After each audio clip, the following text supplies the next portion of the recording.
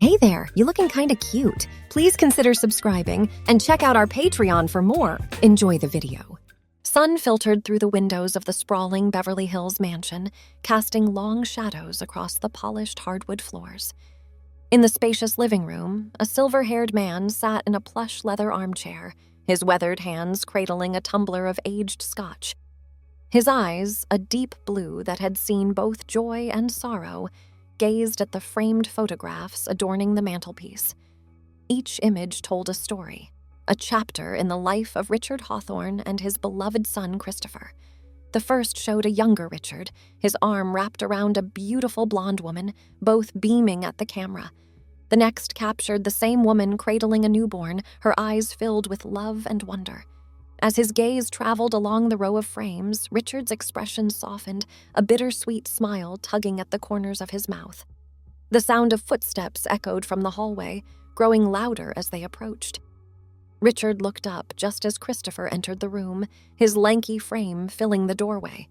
"Hey, Dad. Mind if I join you?" Richard gestured to the chair beside him. "Not at all. Pull up a seat." Christopher settled into the chair, his long legs stretched out in front of him. He ran a hand through his unruly brown hair, a habit he'd picked up from his father. For a moment, they sat in comfortable silence, the only sound the gentle ticking of the antique grandfather clock in the corner. "I've been thinking about Mom a lot lately," Christopher said softly, breaking the quiet. Richard nodded, taking a sip of his scotch. "It's hard to believe it's been 20 years. Do you ever wonder what she'd think of us now?" A chuckle escaped Richard's lips. "Oh, she'd probably say I've gone soft in my old age, and you—" He paused, his eyes twinkling with affection. "She'd be so proud of the person you've become." Christopher's gaze dropped to his hands, fidgeting in his lap. "Even with everything that's happened?" "Especially with everything that's happened," Richard replied firmly. "Your mother loved you unconditionally, Chris. Nothing could ever change that." The younger man nodded, a small smile playing on his lips. "I remember when you told me about the accident. I was so angry at the world, but you were my rock." Richard's mind drifted back to that fateful day, the memory as vivid as if it had happened yesterday. He'd been in the studio, working on a new album with a promising young artist, when he'd received the call that would change their lives forever. Emily, his beautiful wife of 15 years, had been in a car accident. By the time he'd reached the hospital, it was too late. In the days that followed, Richard had been torn between his own grief and the need to be strong for his 12-year-old son. He'd thrown himself into his work, pouring his emotions into the music he produced, while ensuring that Christopher never felt neglected or alone. "We got through it together," Richard said, pulling himself back to the present. "That's what family does." Christopher nodded, his eyes shining with unshed tears. "I don't think I ever thanked you properly for everything you did back then, for everything you've done since." Richard waved off the gratitude. "You don't need to thank me, son. It's what fathers do." A comfortable silence fell between them once more, each lost in their own thoughts. Richard's mind wandered to the challenges they'd faced over the years, the ups and downs that had tested their bond but ultimately made it stronger.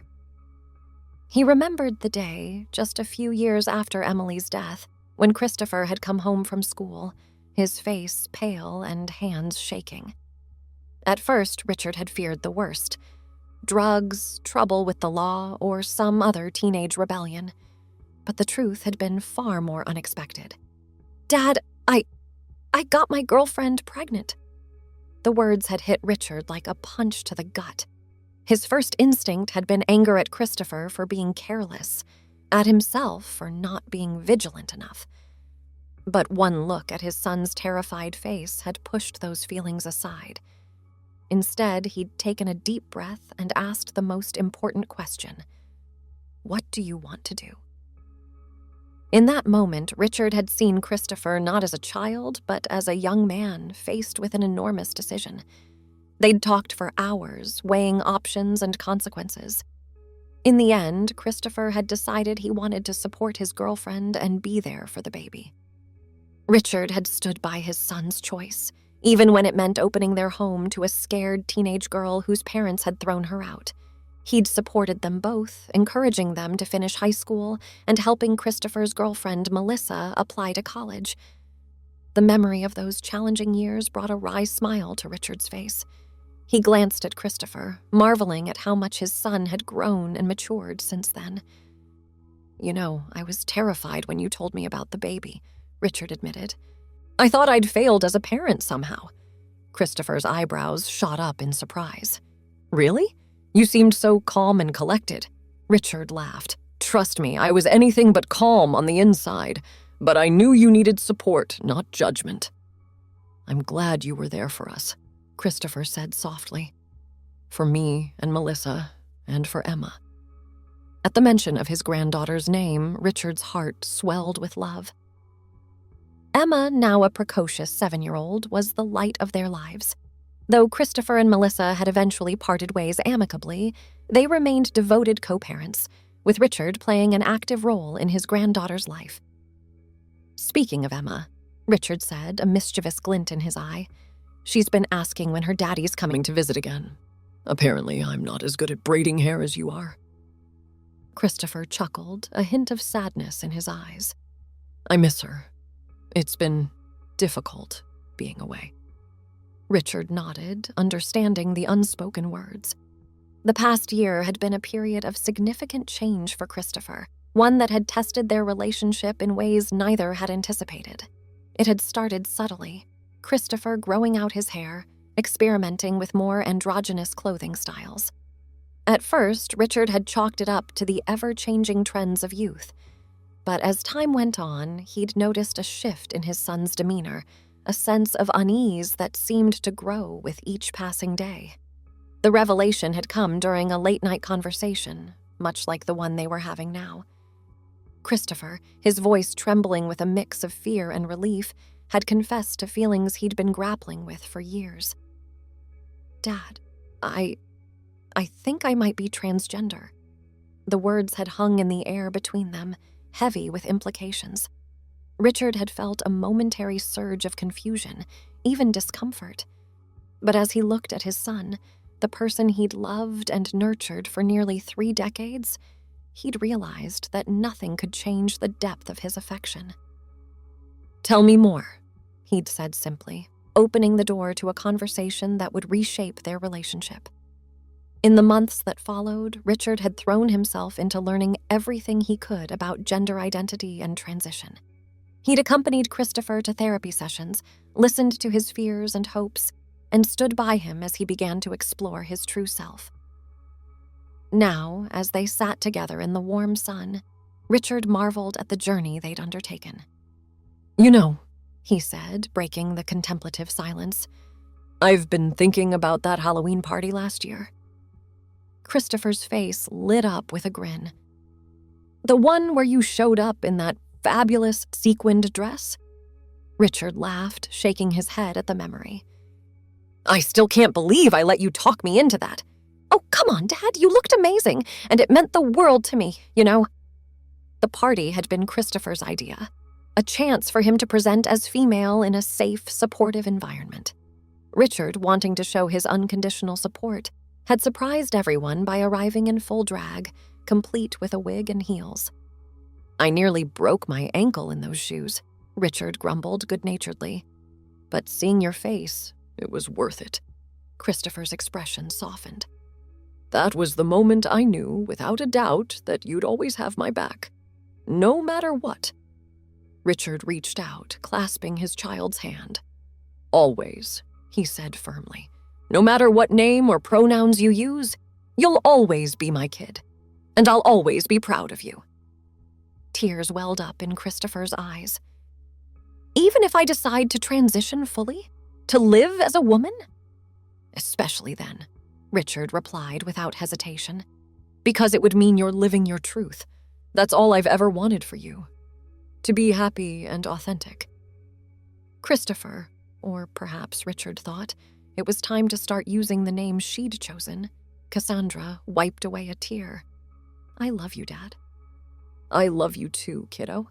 Now, how about we open a bottle of wine and you can tell me all about this new support group you've been attending?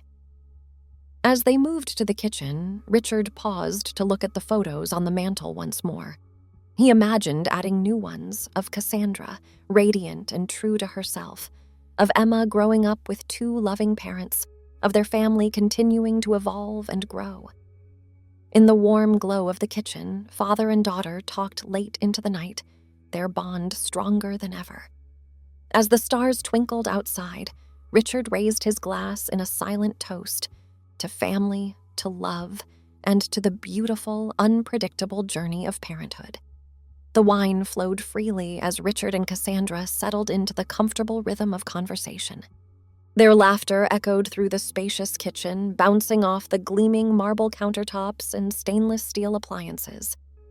"So, tell me about this support group," Richard prompted, refilling their glasses with a rich Cabernet Sauvignon. Cassandra's eyes lit up, her entire demeanor shifting as she began to speak. "It's amazing, Dad. There are people from all walks of life, young, old, professionals, artists. We meet twice a week at the community center downtown. And you feel safe there?" "Completely. It's like a breath of fresh air, you know? For the first time in my life, I don't feel like I have to hide or pretend." Richard nodded, a mixture of pride and sadness welling up inside him. He couldn't help but wonder if there had been signs he'd missed over the years, moments when his daughter had been silently struggling. "I'm glad you found a place where you can be yourself," he said softly. I wish I'd known sooner, that I could have helped you through this earlier." Cassandra reached across the kitchen island, placing her hand over her father's. "Dad, you've been helping me my entire life, even when I didn't know how to ask for it. You've always created a space where I felt loved and accepted." A comfortable silence fell between them, broken only by the gentle hum of the refrigerator and the distant sound of waves crashing against the shore. "You know," Richard said, a mischievous glint in his eye, "if you're going to start living as Cassandra full-time, we might need to go shopping. Your current wardrobe is a bit lacking in the femininity department." Cassandra burst out laughing, nearly choking on her wine. "Are you offering to take me clothes shopping, Dad? Because I've got to say, your fashion sense is still stuck in the 80s. "Hey now," Richard protested, gesturing to his silk shirt and designer jeans. "I'll have you know I was voted best dressed at last year's Grammy Awards." "By who? The Stuck in a Time Warp Committee?" Their playful banter continued, easing some of the heaviness that had lingered in the air. As the night wore on, they found themselves sprawled on the plush living room couch, sharing stories and memories. "Remember when Emma was born?" Cassandra asked, her voice tinged with nostalgia. "I was so scared, but you were there holding my hand the whole time." Richard smiled, the memory vivid in his mind. "You were so young, but so determined. I've never been prouder of you than I was in that moment. Do you think Emma will understand when I tell her about all of this?" The vulnerability in Cassandra's voice tugged at Richard's heart. "Kids are incredibly adaptable," he said gently. "Emma loves you unconditionally. She might have questions, but with patience and honesty, I believe she'll understand." Cassandra nodded, tears glistening in her eyes. "I'm scared of losing her, of losing anyone, really." "You won't lose us," Richard said firmly. "Family sticks together, remember? And anyone who can't accept you for who you are, well, they don't deserve to be in your life anyway." As the first light of dawn began to creep through the windows, Richard and Cassandra found themselves drifting off to sleep. The empty wine bottles and half-eaten snacks scattered around them, a testament to their night of bonding. Richard awoke a few hours later, his neck stiff from the awkward sleeping position. He glanced over at Cassandra, still sound asleep, her face peaceful and untroubled. In that moment, he saw not just his child, but glimpses of the woman she was becoming, strong, resilient, and finally at peace with herself. Carefully extricating himself from the couch, Richard made his way to the kitchen to start a pot of coffee. As the rich aroma filled the air, he found himself thinking about the future. There would be challenges ahead, he knew. The world wasn't always kind to those who dared to be different. But he was determined to be there every step of the way, a steadfast pillar of support for his child. The sound of footsteps pulled him from his reverie. Cassandra appeared in the doorway, hair tousled and eyes still heavy with sleep. "Morning, Dad," she mumbled, making a beeline for the coffee pot. "Morning, sweetheart," Richard replied, the endearment falling naturally from his lips. "Sleep well?" Cassandra nodded, taking a long sip of coffee before speaking. "Better than I have in years, actually. It's like a weight has been lifted off my shoulders." Richard smiled, reaching out to squeeze her shoulder gently. "I'm glad. So, what's the plan for today?" "Well," Cassandra said, a hint of nervousness creeping into her voice, "I was thinking maybe we could go out for brunch or something, with me dressed as me." Richard's heart swelled with pride at his child's courage. "I think that's a wonderful idea. Where would you like to go?" "There's this little cafe downtown that's supposed to be very LGBTQ friendly. I've been wanting to try it, but I've been too scared to go alone." "Then that's where we'll go," Richard said decisively. "But first, I think we need to raid your closet and find you the perfect outfit." Cassandra's face lit up with a mixture of excitement and apprehension. "Really? You'll help me get ready?" "Of course," Richard chuckled, "though I might need to call in reinforcements. Your old man's not exactly an expert on women's fashion." As they finished their coffee and made their way upstairs to begin the process of getting ready, Richard couldn't help but marvel at the journey they'd embarked upon. It wasn't the future he'd envisioned when he'd first held his newborn child in his arms all those years ago, but he realized that didn't matter. What mattered was the love they shared, the bond that had weathered every storm and grown stronger with each passing year. The rest of the morning passed in a flurry of activity. Clothes were tried on and discarded, makeup applied and wiped off, until finally Cassandra stood before the full-length mirror in her bedroom, hardly recognizing the reflection staring back at her. "Well," she asked nervously, turning to face her father. "What do you think?" Richard took in the sight before him, the flowing sundress that accentuated Cassandra's slender frame, the subtle makeup that highlighted her natural features, the short wig styled in a chic bob. But more than the external transformation, he saw the light in his child's eyes, the confidence in her stance. "You look beautiful," he said softly, his voice thick with emotion. "Absolutely beautiful." Cassandra's eyes welled up with tears, and she threw her arms around her father, burying her face in his chest. "Thank you," she whispered, "for everything." As they made their way out of the house and into the bright California sunshine, Richard felt a sense of anticipation mixed with protectiveness. He knew there might be stares, maybe even unkind comments, but he was prepared to face them head-on. The drive to the cafe was filled with nervous chatter, Cassandra alternating between excitement and fear. As they pulled into a parking spot, Richard turned to his child, his expression serious. "Remember," he said gently, "you have nothing to be ashamed of. You're being true to yourself, and that's the bravest thing anyone can do."